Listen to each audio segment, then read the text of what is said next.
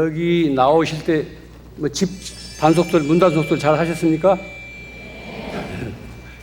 저도 이제 밖에 나올 때 새를 쳐요. 중이 뭘 잃어버릴 게 있다고 새를 쳐나 이런 생각을 하면서 늘 그 마음에 쇠치는 일 자체가 부담스러워요. 근데 이건 하나의 습관이죠. 세상에 대한 이건 불신이에요. 하도 또 도둑들이 설치니까 미리 이제 방비들 하기 위해서 그러는 건데, 그래서 옛말에도 만장회도라는 말이 있습니다. 문단속을 하지 않는 것은 도둑에게 도둑질 하라고 가르치는 것과 같다. 뭐 이런 그 옛말이 있습니다. 만장회도. 느슨할 만자, 갈무리할 장자, 가르치려 해, 도둑도, 이 소리인데,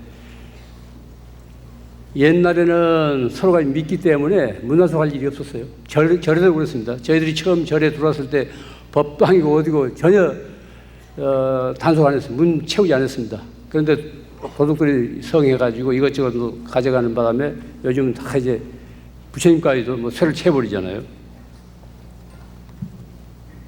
이 사람들은 대개 제 자신부터 물건을 보면은 가지고 싶은 그런 욕심을 내요.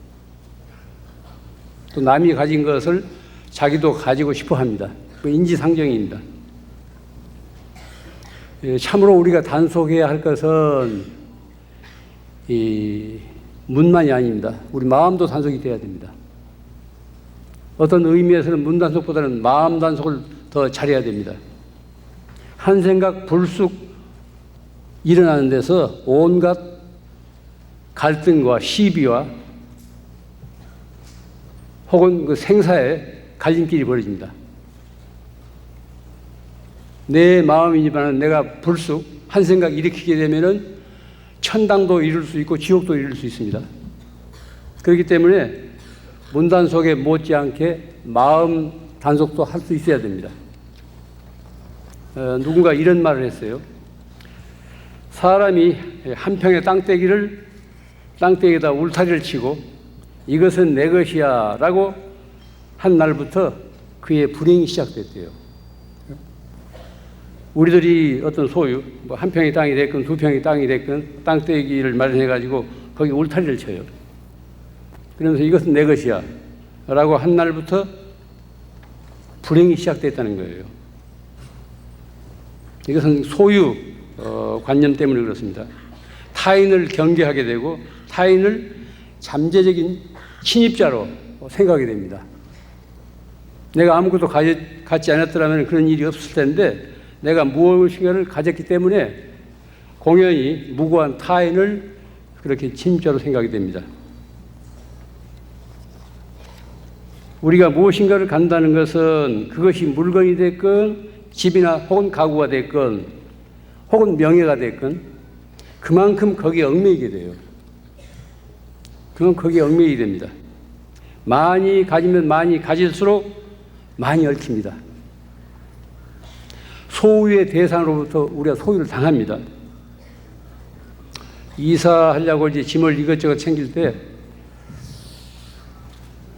가지고 가기는 이게 짐스럽고 누구 주기는 아깝고 이런 물건들이 적지 않을 겁니다.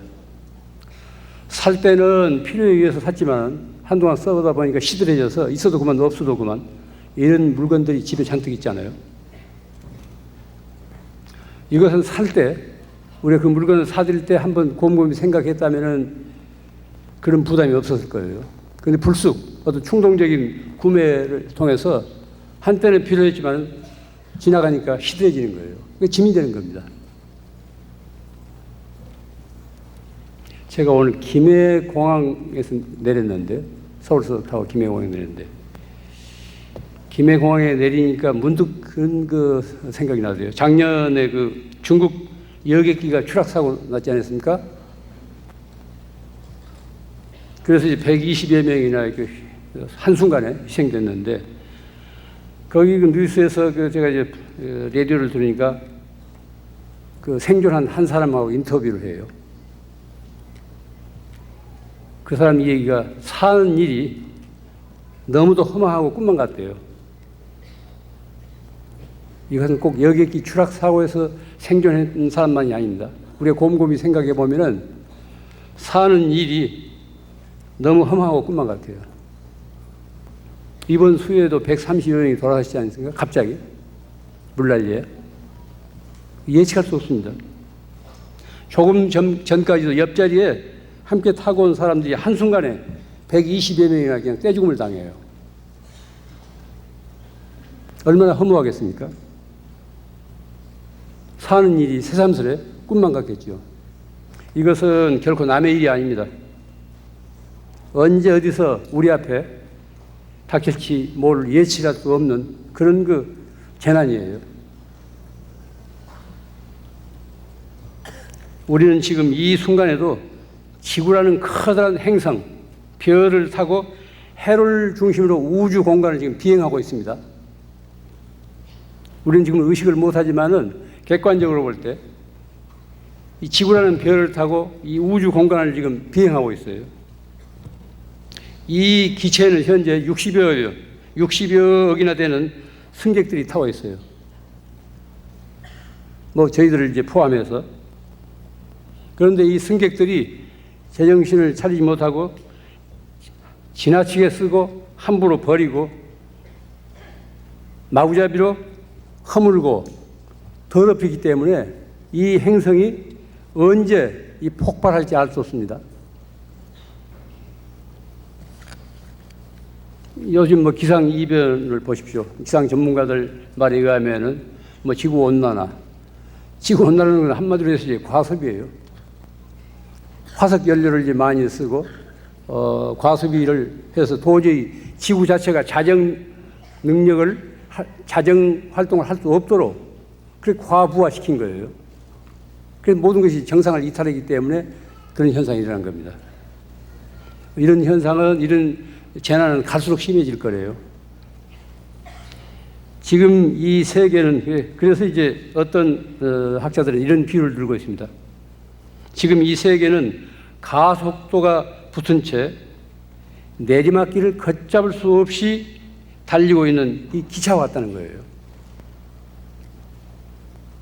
브레이크가 고장난 기차가 같다는 거예요. 사람들은 자신이 과연 그쪽으로 가야만 하는지 의심하면서도 안전하게 뛰어내릴 수 있는 방법을 찾지 못해서 불안에 떨면서 어쩔 수 없이 지금 실려가고 있는 그런 형편이랍니다. 그러니까 우리가 지금 살고 있는 것이 객관적인 입장에서 보면은 그렇게 위태롭게 살고 있다는 거예요. 1960년대만 하더라도 그렇게 심각하지 않았습니다. 70년대, 80년대에 와서 이제 그때부터 이제 심각해지잖아요. 이것은 미국식 생활 방법 때문이에요. 대량 생산, 대량 소비, 대량 폐기, 이런 그 악순환 때문에 지구가 지금 감당을 못해서 몸살을 앓고 있는 겁니다. 지금 인도라든가 중국이 만약 미국식 생활 방식으로까지 그렇게 향상이 된다면 이 지구는 존재할 수 없다는 거예요.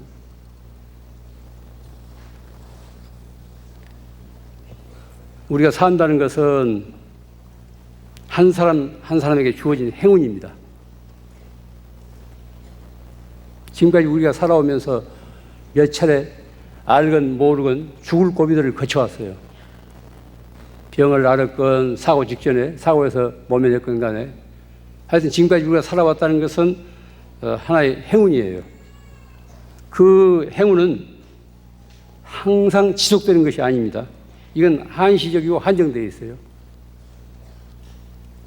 우리가 지금 살아있다는 것은 참으로 고마운 은혜입니다. 살아있기 때문에 오늘 이 자리에서 이렇게들 만났습니다. 일찍 가버린 사람들과는 다시 만날 기약이 없기 때문에 아쉽고 슬픈 거죠. 그러나 이런 만남도 영원히 지속되는 것은 아닙니다. 모두가 한때일 뿐이에요. 저도 오랜만에 여기 오면서 7년 만에 왔다든가 이제 맑고 10주년 기념으로 이제 한 바퀴 돌아야 된다고 해서 할 수 없이 이제 따라 나섰는데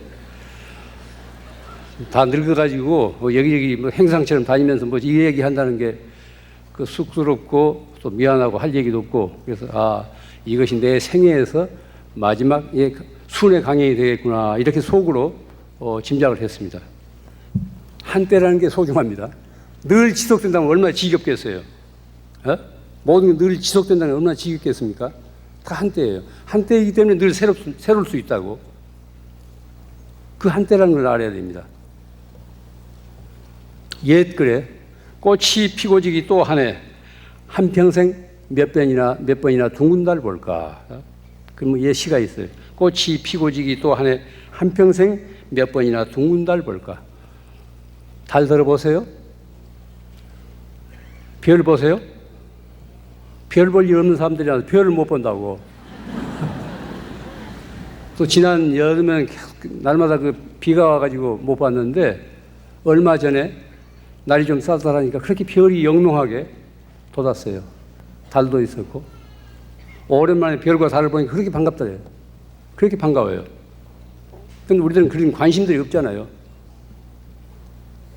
텔레비전 화면에 나와야 이게 달인 줄 알고, 밖에 있는 것은 무슨 외등처럼 그렇게 생각하고 번치만 채예요. 달과 별을 본다는 건 적은 일이 아닙니다. 한 끼 밥을 굶고라도 달과 별을 볼 수 있으면 그건 잘 사는 거예요. 그런 우주의 신비, 그 밤하늘의 수놓인 그런 아름다움을 통해서 상처받은 우리가 치유됩니다. 낮 동안에 닳아진 우리 심성이 다시 회복됩니다. 꽃이 피고 지기 또 한 해, 한평생 몇 번이나 둥근 달 볼까. 우리는 지금 이 자리에서 이렇게 살고 있습니다. 지금 살아있다는 사실에 거듭 감사하십시오. 한때인 그 행운을 헛되이 낭비해서는 안 됩니다. 현대 사회를 소비 사회라고 그러잖아요. 소비 사회. 대형 할인 매장들이 도시마다 있습니다. 구멍가게가 잘 안 돼요. 소비 사회는 늘 새 것을 숭배합니다. 새 것. 이마트 갔건 무슨 제트마트에 갔건 늘 새 것을 숭배해요. 남들이 안 가진 좋은 물건을 사놓고도 더 좋은 새로운 물건을 소유한 사람들을 부러워해요. 그래서 속상해한다고. 세상에 새 것이 어디 있습니까? 세상에 새 것 없습니다. 이미 있었던 것들의 하나의 변형이에요. 냉장고가 됐건 세탁기가 됐건 혹은 승용차가 됐건 뭐 기타 가전제품 할 것 없이 다 똑같은 원리인데 단지 변형 조금 고쳐가지고 기능을 조금 편리하게 해가지고 새 물건으로 쏟아내놓잖아요. 우리나라 같은 경우는 특히 심하대요. 2년마다 2년 주기로 차를 새 모델을 내놔야 팔린대요. 빨리 그냥 그렇게 식상한가 봐요. 그러니까 전조등 뒤에 뭐 그 등 좀 바꿔가지고 다른 이름으로 또 내놓고 그러잖아요. 새 것이 아닙니다. 이미 있었던 것들에 대한 변형이에요. 소비사회란 그런 겁니다. 그렇기 때문에 한정된 자원이 얼마나 지금 낭비되고 있습니까? 사람을 부자로 만드는 것은 돈이나 물건이나 집이나 승용차가 아닙니다. 그 사람이 지니고 있는 마음이에요. 그 사람이 돈과 재산을 얼마나 가졌느냐가 아니라 그가 어떤 마음을 지닌 사람, 어떤 마음을 지닌 사람인가에 따라서 부자도 될 수 있고 가난한 사람도 될 수 있습니다. 사람을 부자로 만드는 것은 물질적인 것은 부수적인 겁니다. 마음이에요. 우주의 선물인 이 재화는 넉넉한 마음을 따라요. 그릇이 적으면 이내 넘칩니다. 보십시오. 부모로부터 막대한 유산을 물려받고 나서도 그걸 제대로 지니지 못하고 그냥 하루아침에 다 탕진한 경우가 얼마나 많습니까? 그건 그릇이 적어서 그래요. 한 대박밖에 안 된 그릇에다가 잔뜩 맨말을 주니까 감당을 못하죠. 다 넘치는 거예요. 그러니 부자가 되고 싶은 사람은 먼저 넉넉한 마음의 그릇부터 준비해야 됩니다. 넉넉한 마음의 그릇은 덕이에요, 덕. 그 큰 덕이라고 하지 않습니까? 덕을 쌓아야 됩니다. 세상에는 탐욕스러운 부자가 있기 때문에 도둑이 생겨요. 요즘은 21세기 들어서 환경이란 말을 잘 안 씁니다. 생태계라고 써요. 환경이라고 하면 인간을 중심으로 해서 인간을 둘러싸고 있는 이런 그 외부적인 것을 이제 환경이라고 하는데 그것은 잘못된 거라는 거예요. 이게 생명현상. 그래서 생태계라고 합니다. 생태계를 오염시켜요. 여기 공장 지어보십시오. 생태계, 식수 다 오염시키지 않습니까? 토양도 오염시키고. 또 세계 도처에 있는 여러 나라에 있는 토착 문화를 파괴해요. 각 지역의 어떤 그 나름의 수천 년 지내오는 그 토착 문화가 이 자본주의 체제, 대량 생산, 대량 소비, 대량 폐기 이 사이클 셋은 다 해체되고 있습니다. 파괴되고 있어요.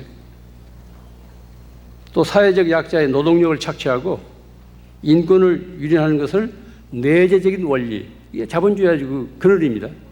좋은 점도 있지만 이런 그늘도 지니고 있다는 겁니다.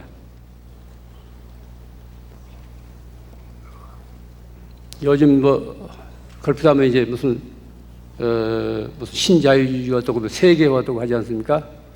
왕년에 이제 어떤 무식한 대통령은 세계화가 좋은 건 줄 알고 그걸 가지고 막 귀에 있을 만 떠벌리고 그랬다고.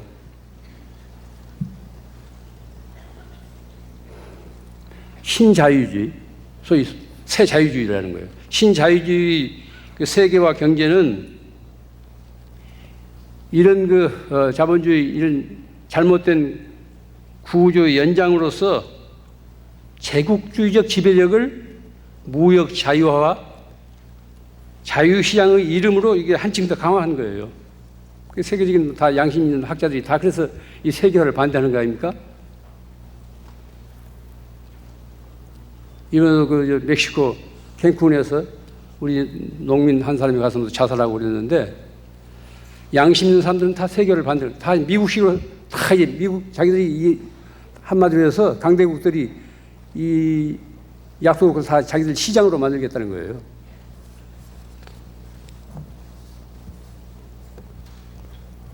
세상은 모두가 부자가 되고 싶어 합니다. 다 부자가 되고 싶어 해요. 자신의 분수도 모르고 만족할 줄을 모릅니다. 더 크고 더 높고 더 많은 것에 대한 욕망에 뒤끼고 있어요. 그럼 많이 가질수록 행복합니까? 한번 집에서 이렇게 집안 살림살이를 되돌아보십시오. 그 전에 없어서 구해놨는데 이것저것 구해놨는데 그게 행복한가? 물론 행복한 사람도 있겠지만 며칠 뿐이라니까요. 며칠 뿐이라고. 어디서 그림을 구해왔건, 도자기를 구해왔건, 또 새로운 세상 살림을 구해왔건, 친구 불러다 이제 차 몇 잔 마시고 이제 며칠 지나면 쳐다도 안 본다고. 생활 필수품이 아닌 건 다 그런 거예요. 있어도 그만이고 없어도 그만인 거. 제가 가끔 하는 소리인데 하나로서 만족해야 돼요. 하나로서 만족하지 않고 둘이나 셋을 가지라고 하면 원래 가진 하나조차도 없어진다니까요. 그 살뜰했던 마음이 어디로 소멸돼요. 그 누구나 일상적으로 경험할 겁니다. 적게 가진 게 이 흉이 아닙니다. 뭔가 갖고 싶어 하는 희망사항을 지닐 수 있어요. 그런데 무슨 갖고 싶다고 해서 즉각 그 자리에서 가져보세요. 며칠 뿐이라니까요. 그 짐이에요, 짐. 생활 필수품이 아닌 건 다 그렇습니다. 그러니까 주부들이 시장에 갈 때 그런 각오를 해야 돼요. 또 든든하게 먹어야 됩니다. 배가 고프면 이것저것 그냥 살 것 안 살 것 잔뜩 그냥 쑤셔 넣고 오는데 배가 부르면은 이렇게 뒤로 쳐져가지고 한참 이리지 따지니까 속지 않아요. 많이 가질수록 행복하지 않습니다. 적게 가졌을 때 그 고마움과 살뜰함 이것이 많이 그렇게 되면 소멸돼요. 아쉬움과 궁핍을 모르면 불행해요. 아쉬움과 궁핍을 모르면 불행합니다. 왕년에 이제 연탄 몇 장 드리고 쌀 몇 말 드려놓고 그렇게 이제 좋아하던 이런 그 시절이 지금은 없잖아요. 무엇을 가지고도 만족을 못해요. 고마운 줄 모른다고. 돈이나 재물이, 가전제품이 인간의 할 일을 대신하게 될 때 그 인간은 스스로 존재할 수 없게 됩니다. 거듭 말씀드립니다. 사람을 부자로 만드는 것은 돈이나 물건이 아니라 그 사람의 마음에 달렸다는 사실을 거듭 명심하기 바랍니다.